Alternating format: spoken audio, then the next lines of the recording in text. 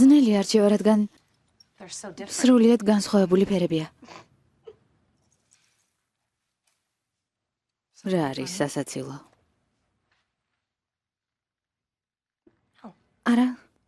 არაფერი.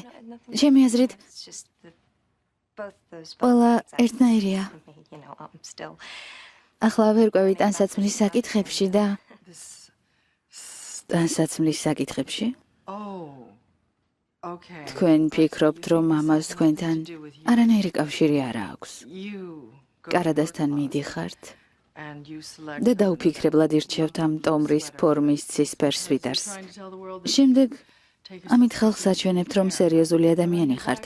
საერთოდ არ განაღლებთ, როგორ გამოიყურებით და წარმოდგენაც არ გაქვთ, რომ ეს სვიტერი უბრალოდ ლურჯი ან ფირუზისფერი კი არა, ლაჟვარდისფერი ცისფერია.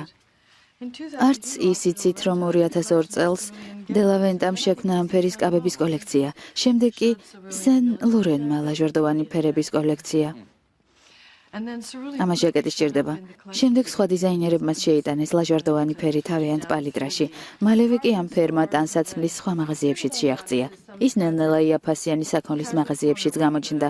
სწორედ იქ, სადაც თქვენ შეიძინეთ თქვენი სვიტერი. ამ ტონის მისაღებად მილიონები და დიდი შრომა დაიხარჯა. იმის მიუხედავად, რომ თქვენი არჩევანი მოდაზე არ არის დამოკიდებული, სინამდვილეში გაცვიათ სვიტერი, რომელიც ტანსაცმლის მთებიდან სწორედ ამ ოთახში თქვენთვის აირჩიეს სპეციალისტებმა.